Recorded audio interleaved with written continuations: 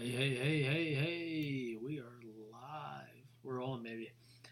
Natural Sponge and Friends, we are back here for podcast number 2. I hope you guys out there enjoyed podcast number 1 with Tucker Perry and Ethan Lester. Had a lot of fun in here. Learned a lot. We still working on some of the sound stuff. A lot of guys told me it was awesome. I'm not so 100% pleased with it. We're still working on it. Hopefully this one sounds a lot better.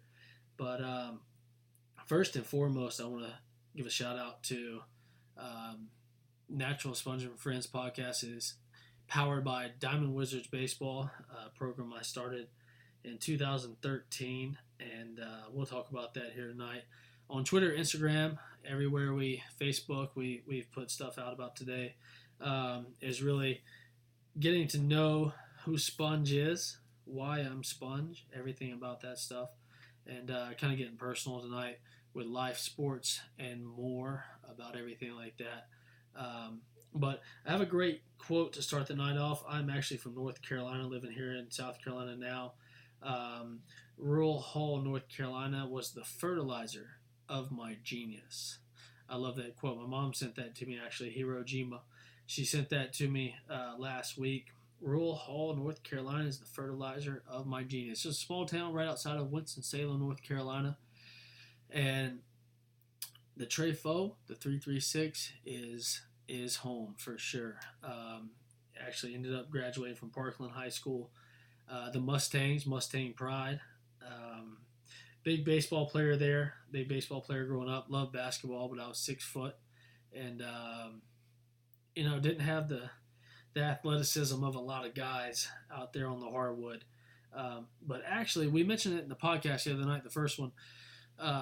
Baseball coach, baseball player back in the day, and favorite sport is basketball, and it comes down to just the speed of the game, the crowd. I'll never forget. Actually, when I was at my first high school, pulling up for a 3, packed house, and you just hear you're waiting for it. It leaves your hand. You know the ball is in, and you're waiting for it, and then boom, the crowd goes crazy when you hit that 3, and I think that is the anticipation of and the excitement of basketball.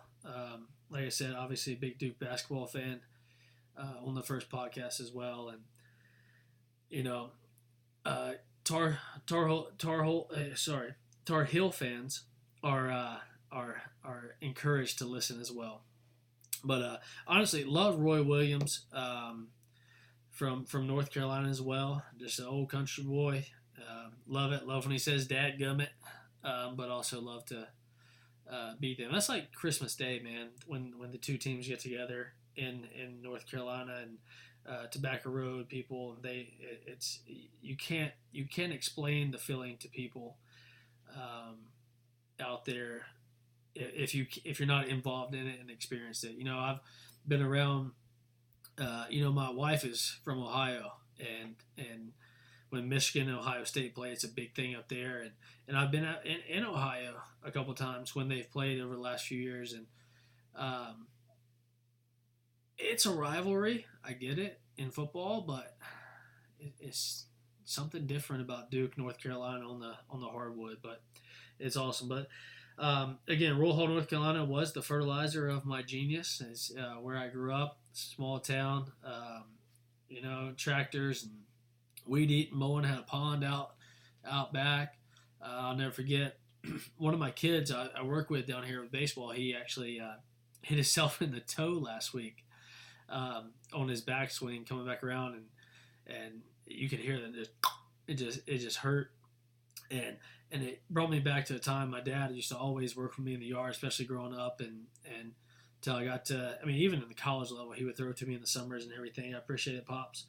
And it got to a point where we were down in one of our big fields we had at the house, and Pops was throwing to me. I remember being like 7 or 8 probably, and I would swing, and on my backswing, or on my finish, I would get all the way through so far that I would actually hit my heel, and with a metal bat, it would hurt so bad. And last week that really took me back to that pain, but it was so much fun growing up. We had this huge magnolia tree. I think they planted it. I think for Mother's Day, me and Dad planted it for Mother's Day for my mom, and he would hit fly balls, and I would crash into the magnolia tree, into the limbs and the leaves to try to catch the ball.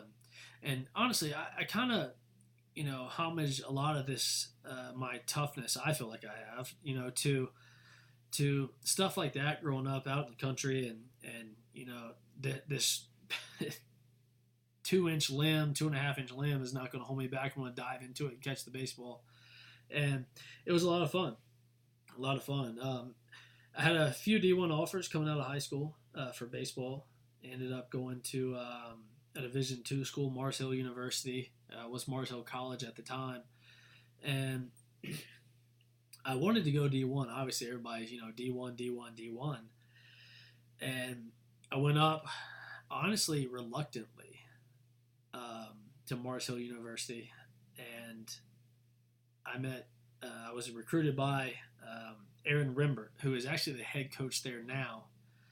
And I went up reluctantly. I liked Aaron. I had heard that Coach Dan Taylor was a hard ass. I had heard that he was, real tough.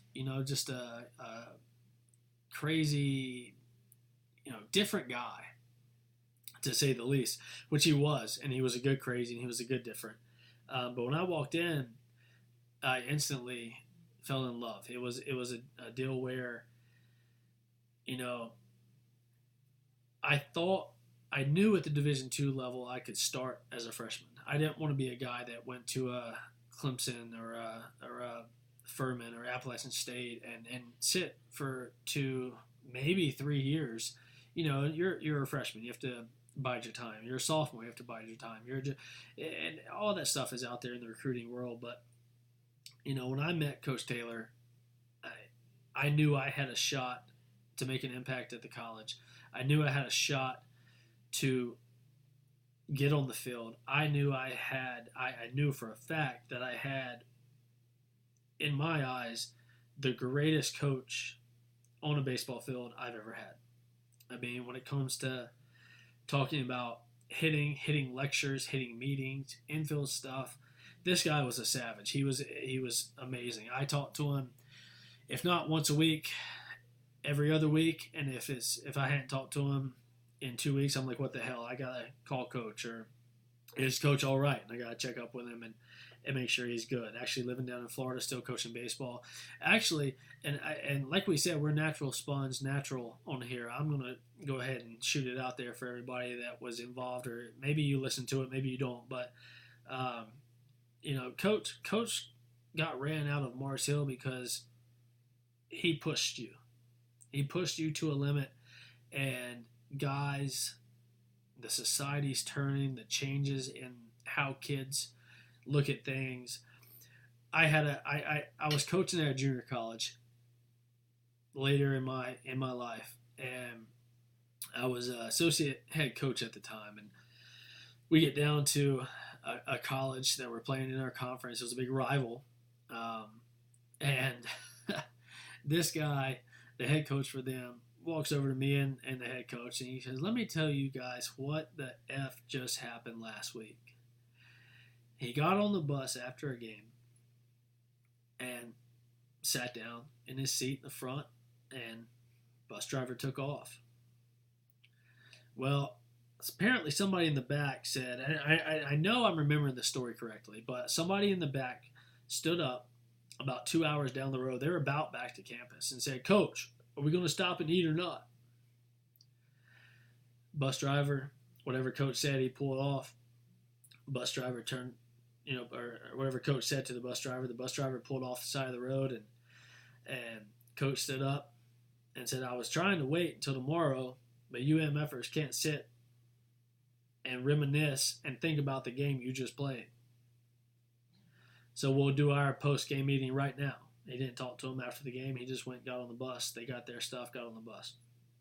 So he goes and starts ripping these guys. Well, at some point throughout the bus, I mean, you got 26 to 30, maybe 35 guys. I don't know who's taking a trip with 35 guys, but 26 to 30 guys on an away game.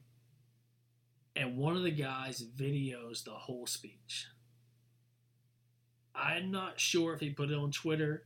I know Twitter was new at the time, but I know he put it somewhere. And I know that he also took it to the athletic department, the AD, and took it to the president of the school at a junior college. And the guy, he didn't get fired. This guy was a hell of a coach. He was amazing. I would love to work with him. And he didn't get fired, but he got reprimanded like super hard. So it was that same time frame when Coach kind of ran out of there. I mean, he was like 4-time Coach of the Year at Morris Hill. And so obviously you guys listening can tell I'm still salty about this because he made a huge impact on my life. We went through something crazy together that I'll love him forever, especially how he handled it, how he handled me during that situation. And that's something we're going to get to tonight here. But, we're at that time where a coach can't be a coach. I remember something happened last year. If you guys want to comment on this on Instagram or Twitter or Facebook or wherever and remind me, I'm not into looking up stats on the fly or who it was, but one of the coaches last year, it was Tom Izzo, right before they knocked off my Blue Devils. He got into a player super hard, and it was talked about on ESPN and everything for freaking a week. And the players like, what are y'all talking about? He was coaching. But Coach Taylor was super hard, man, and I'll never forget it. He put me in Doomsday Corner. And we didn't have the new Mars Hill field that they have now. It was you had to be a man to get out there, but over at third base in the hot corner at 18 years old, taking laser beams from Jerry Sands. You baseball guys will know who Jerry Sands is. But yeah, I played against Jerry, and he was, boy, I remember one time Coach was telling me, even with he was Helsabeck, even with the bag. And I'm thinking in my mind, I'm like literally pointing at home plate. I'm like, dude, Jerry's up. What the hell? And I went up. I trusted Coach. He actually rolled over one, and a little two-hopper got him out at first. But it was sick. But so I went and played for Coach Taylor at Mars Hill. One of the best decisions of my life. I just knew the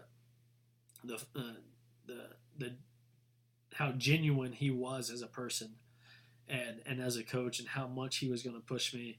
Now I'm gonna go ahead and tell you, he pushed me super hard. I'll never forget the summer after my freshman year. I had worked super hard for more reasons than one, but he. I come back in super good shape. I was working to try to get over from third to short. I wanted to be the shortstop there for years to come, for the next 3 years, and he may tell me different when he hears this. I don't know, but I felt like throughout the fall I'd probably won the job till my back got hurt. But I'll never forget the first day of conditioning. I was like, I'm not a freshman no more. I know what to expect. I'm coming back. I worked my tail off, man, and first day, we're doing everything. I'm winning every drill. We're doing ladders. We're doing cones. We're doing, sprints. We're doing suicides. We're doing med ball stuff. It's crazy. We're doing everything. Like, trying to weed out the strong from the weak. And I did a ladder drill. Or it was a suicide drill, actually, in left field. And I blew. I crossed the foul line, which would be the finish line. And the guy in second place was at the last cone, not even coming back yet. And literally turn around and start puking everywhere. Hanging on the fence, puking. Trainers are out there. Give me some water when I need it. Just a couple of sips here or there. I'm good to go. Coach Taylor walks by and goes, "Yeah, you showed up in good shape." And it was so, if you were there at the moment, it was such a dagger, and a realization of, if you don't, no matter what happens, you have to keep going. You just have to keep going. He's pushing me right there in that moment. At the time, I wanted to, throw a chair at him. But at the same time, he's wanting you and pushing you to be the best you can be. And it was phenomenal. It was phenomenal play for him. got hurt my sophomore year. I took a swing in BP. Um, Entire left side went numb. Couldn't feel stuff. Struggle with it actually to this day. I feel like that was the moment that kind of crushed me. But at the end of my freshman year, my roommate and one of my best friends I can say that I've ever had. He I knew him for right at 9 months. He was my roommate. He was catcher on our team. He was a little preppy guy, Abercrombie guy. Dude had abs of steel. Had Tino Foul tattooed right below his abs. Ladies' man. He was a super, super awesome guy. But ended up committing suicide. And right before our last weekend series, which ended up getting canceled. And then we played one more game in his honor for that year. And he definitely changed my life. I think about him every day. He, I cherished every minute that especially now looking back, as you get older, of course they say a little cliche, hindsight's 2020, but it was a good ride for us. Everybody called me Big Bash, called him Little Bash. We were the Bash Brothers, and so that hit hard. So rest in peace, Ryan Murray, Murdog. You were the man, and so that right there, obviously, especially at 18 years old, changed my life for sure. Actually, 19 years old. It was right after my birthday. So at 19 years old, that changed my life for sure. The way I look at things, the way the next 10 years and probably the rest of my life went. But I gotta thank God for me even being alive. Did a lot of stupid stuff after that. Just wondering why, every single thing that you would go through in that situation, living with a guy for 9 months and obviously, hitting it off right off the bat, no pun intended. And, I'll never forget the first day we had to go through a parade at Morris Hill to all the freshmen had to go through it and all that stuff. They had the band playing and all that stuff. I'll never forget my mom and dad and Ryan's parents text us where are you at? They came back from the grocery store buying this stuff, and everything. And where were you guys at? And we're actually, we're up here. We're at the dorm. We decided not to go. They come up and there's 2 soccer players up there with us, 2 girl soccer players, 2 female soccer players with us, and just hanging out. You know what I mean? And he was that guy. He taught me how to slow down a lot. And I know he's watching over us now, and just want to give a shout out to my man. Rest in peace, Murdog. So moving forward, I working out for 2 guys in my mind, trying to figure it out. Went and played summer ball in the SCBL that year. Had a good summer. Kind of, it was an odd summer. It was a summer where I actually ended up going home right over halfway through, and just concentrating on lifting and getting stronger and get my body right. What I want to do is going back and winning shortstop and actually want to change my number to 13. Instead, I was number 17. Now, anybody that knows me and sees all our Twitter and stuff, I'm number 23. Well, funny story. On my recruiting visit, Coach Taylor is number 23. So, my mom still talks about this today. It's hilarious. So, we're talking, and I said, well, so you're going to let me get number 23? And he goes, I sure will.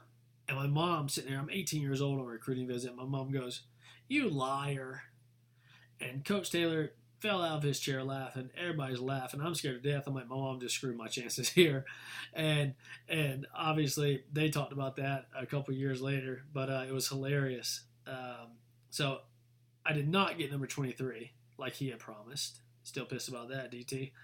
But I was number 17, and Ryan Murray was number 13. So I was trying to go back next year and be number 13. Kept 17, and ended up we were playing a junior college team in our fall practice, or a fall inter squad, and I swung and everything changed. I couldn't turn on the baseball. I couldn't get the hips through. I couldn't literally do anything that I wanted to. Tried to come back, redshirted, and just was kind of tough from there. Ended up going to a JUCO for a year. Still couldn't do it when it worked out for Frontier League.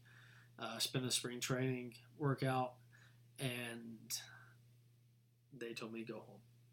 So that's kind of how the baseball thing ended. I went back, ended up coaching at the junior college at Stanley Community College, where I spent the year after. And it was tough. It was tough to kind of go from the player to the coach. But when you're around the game every day, it really makes a difference and really helps everything, helps you keep going.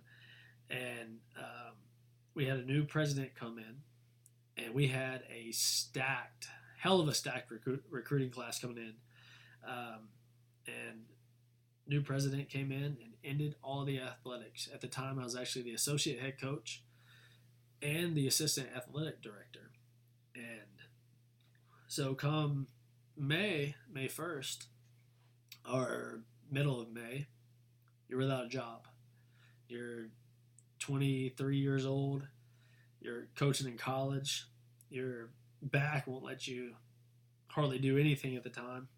And, it was tough. So I had an opportunity to come down and coach baseball here in Myrtle Beach.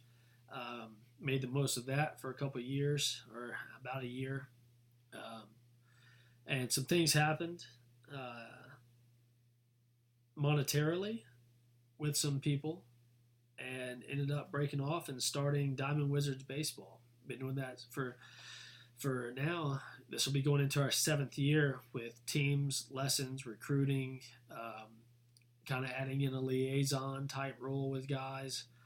And it's been awesome to be around youth guys and being able to coach teams, being able to work with guys. We've had guys move on. We're here now at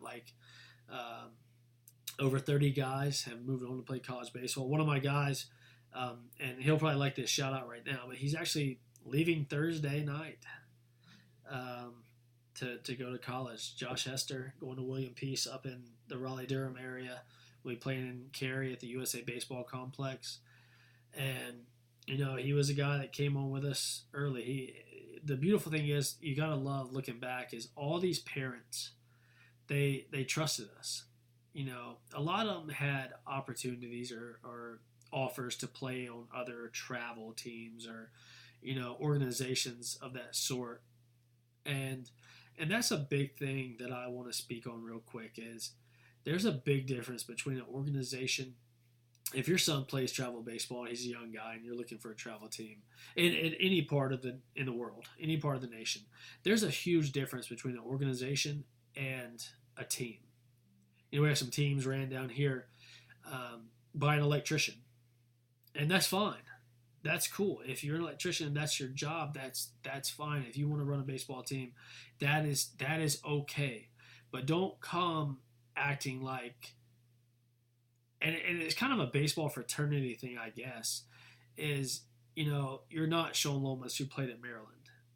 You're not Alex Bucilli, who played at Coastal Carolina. And I'll be selfish and say you're not me, who played college baseball, played at the professional level for maybe a short time, but I was there for a minute, right? I know the game. I know guys. I coached at the college level. There's a huge difference between an organization and a team.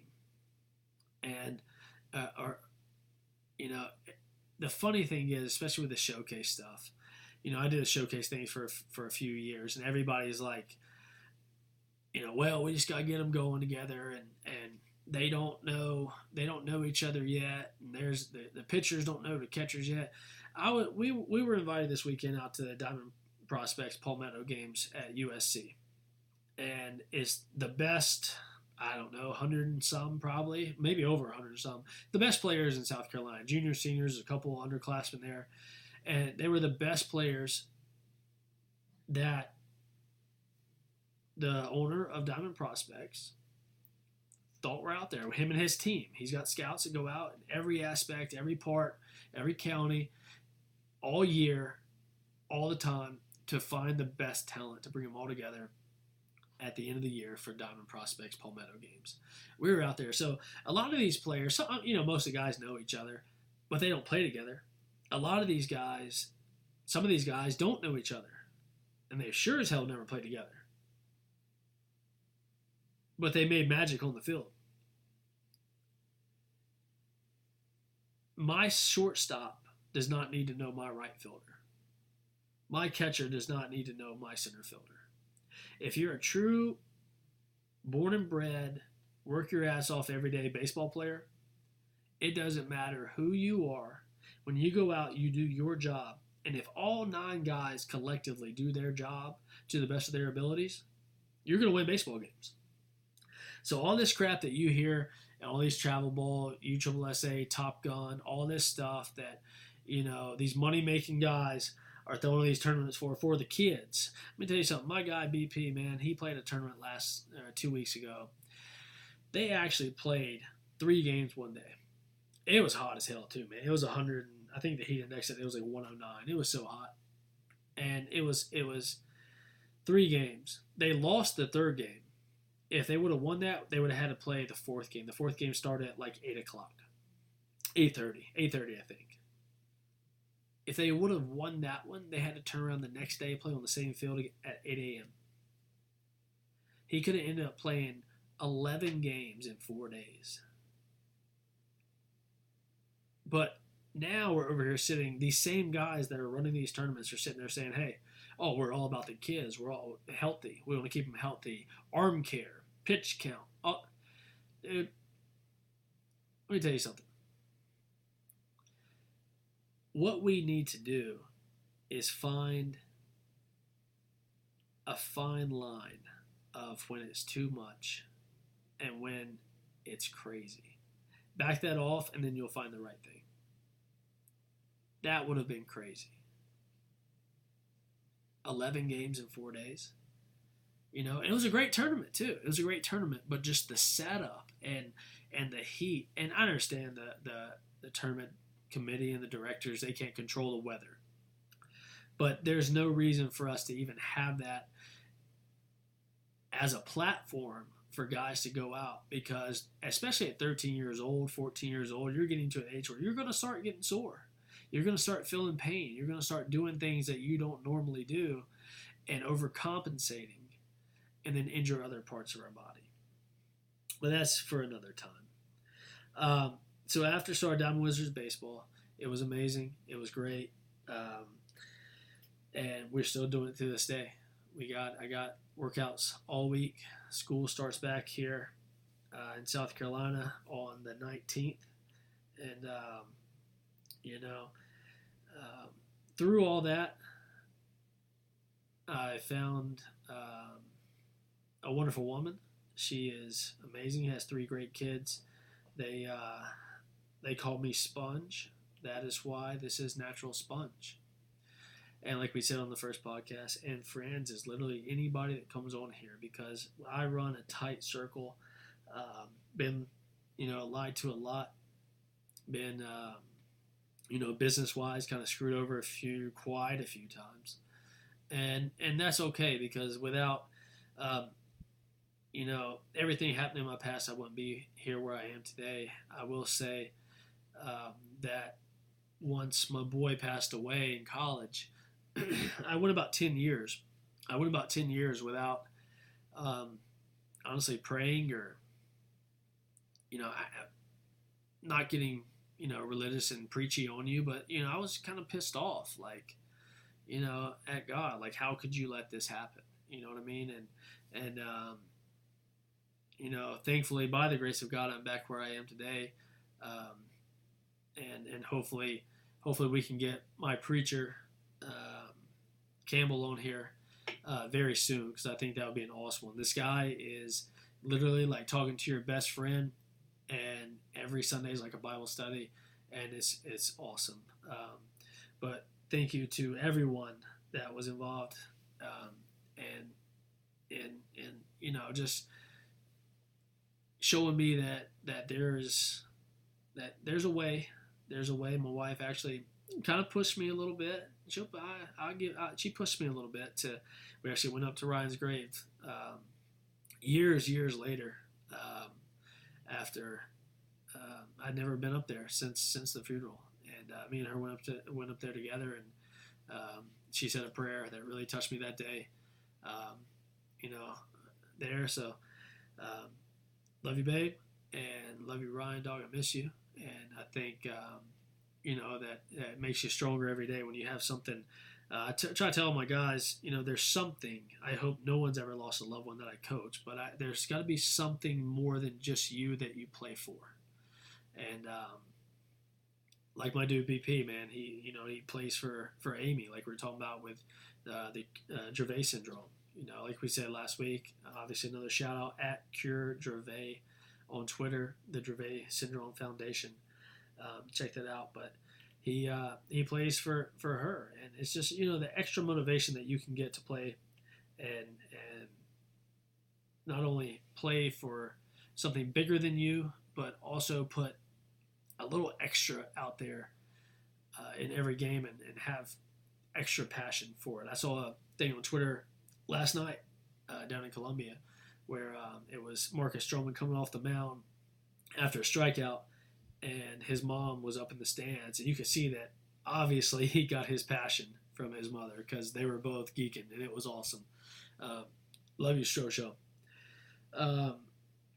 One thing that I want to do on this podcast is obviously always expand and brand and keep everything getting bigger and bigger as possible. I want everybody to hear what I got to say. If they don't like it, that's awesome, but at least they heard it. Steroids, Barry Bonds, Mark McGwire, Sammy Sosa, they should be in the Hall of Fame. Get into that discussion on Twitter with us, on Instagram, because that is phenomenal. Because I know a lot of you guys are going to say you disagree. So, also, I'm going to end it with this kind of my big thing that I want to say, because we've talked about it all weekend. Me and Tucker Perry had a good discussion on it last week before we got on the mic. And I've been talking about a lot of guys. Anybody that knows me, I'm a big beer guy, big beer connoisseur. Anything that's not dark, I will drink. So what I want you guys to do on Twitter, Instagram, YouTube, whatever it is, comment, retweet. Also, naturalsponge23@gmail.com. Email us, okay? And I might end up even putting my freaking number on this thing, my phone number, so you guys can text or call or, whatever you want to do. But get on there. Let's start discussing what are your favorite beers, because Kalik, I'm going to say it wrong, Kalik, I went on a cruise last year, and it is like the beer of the Bahamas, Kalik. It was the greatest beer ever. It was awesome. I actually walked by a place this past weekend in Columbia, South Carolina called World of Beer, and I didn't go in. I ended up going to a different tap room after, but still, World of Beer, and I didn't go in. I'm kind of kicking myself in the butt for that one right now.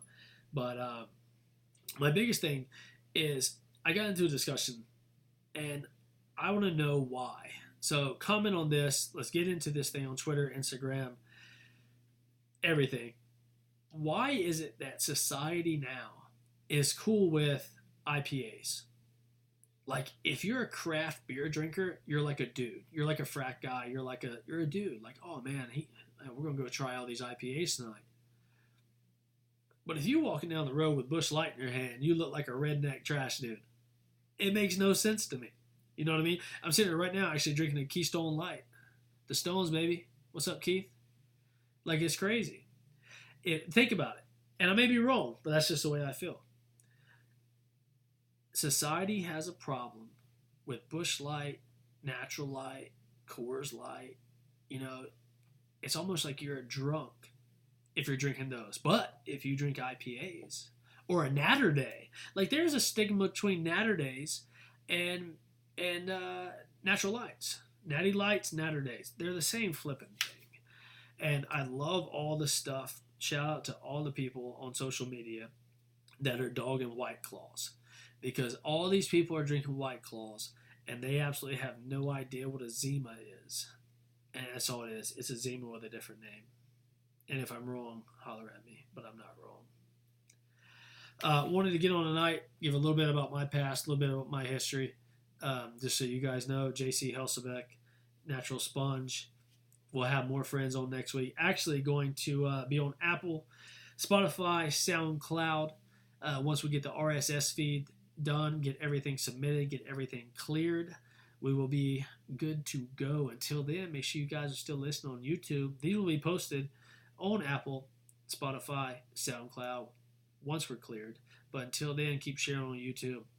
I want to give a shout out again to Hipsy Gypsy in Surfside Beach. They're not giving us any money. We just think it's a dope store. It's down on off of 17 in Surfside Beach. They got everything you need to continue your Hipsy lifestyle. Right beside that is a company and a group that actually helped us a lot with Diamond Wizards baseball, and that is the Pickled Cucumber. If you're in this area, make sure you guys go and eat there. It is phenomenal. The Pickled Cucumber, look them on Facebook. They put their chalkboard menu up every day. Some guests we're going to work on having here in the near future. Alan Bybee, he is a lead singer and lead mandolin player for Grasstown. Alan Bybee in Grasstown. He is a multi-award-winning mandolin player and vocalist. Their number one song, Jesus Swing the Wrecking Ball. It's a great song. I actually play it during some of my lessons, and it is a vibe for sure. A lot of every guy loves it. It just kind of, at first they're like, most guys don't hear bluegrass these days, and they hear it and they're like, what in the world? Oh, that's pretty good. I like that. So, Alan Bybee, Chappelle Rose, a rapper down in Florida, Ricky Ruckus, a rapper down in Georgia. So, we are working on all that stuff for you guys. A lot of great people, a lot of great views on life, a lot of great views on sports, and a lot of great views on love, because without the three, I really feel that the latter, the love, needs to come back a lot more in this nation, especially in this world, but especially this nation that we live in, because we're living in some crazy times with all the shootings. Prayers to everyone that was involved in the shootings and their families. And not just last week, all of them. I saw a thing on Twitter that showed all the countries. I think there were 279 mass shootings in the United States of America, and only like 3 or 4 in other countries in this year of 2019. So make sure you guys continue to pray, continue to look out for your fellow man, be happy, be well, as Scott Van Pelt says. Just continue to turn the other cheek. And if I was listening to a Mike Stud podcast the other day, and it was literally, he was talking about, if somebody dogged him back in the day, he was like me. If somebody dogged him, started talking junk, he'd whip their tail. He'd get in a fight. And he got to a point where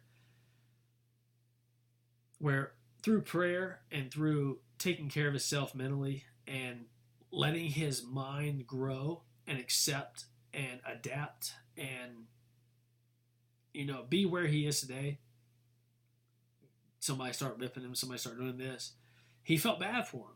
You know what I mean? Because we got guys. I got guys here just in baseball that oh, I can't stand John. I can't stand the Wizards. I can't stand probably laughing at the Natural Sponge podcast. I met some guys this week down at Palmetto games that loved it. I don't think they were shooting me any crap, but I met some guys this week. Dude, that's awesome. You gotta keep it going. You know what I mean? So that's great to hear. But when you hear negativity, when you hear feedback that is bad, it kind of makes you feel bad for that person, because they care that much about, they're that pissy that they want it to be known that they hate you that much. They're not focused on themselves. And like we were talking on Pod 1, is that it's just, that's a reactive state. We're not proactive. We're not growing. We're not being the best we can be. So, continue to love each other, continue to be great, and we will, hopefully one day get to where we need to be here, in this crazy times that we live in. But we'll have a couple more podcasts this week. We'll have some new friends on. We're working on getting it where guys from out of state, out of country can call in, and we will post those pods as soon as we know, as soon as we get them done, baby. But also, anyone that is looking for a 23 Movement Natural Sponge and Friends logo t-shirt, be sure to hit us up on Twitter, Instagram, YouTube. Email us, naturalsponge23@gmail.com. We're looking into getting those things locked and loaded and getting them out so you guys can order them and rep the podcast. But I know I left out a lot of stuff that I want to get to tonight, but we're going to end it up there. I know the hour and a half podcast is long to listen to, especially on YouTube, where it's hard to go pause and go back and all that stuff. So we're going to get everything straight. We appreciate you listening. And as we always have to say, yeah.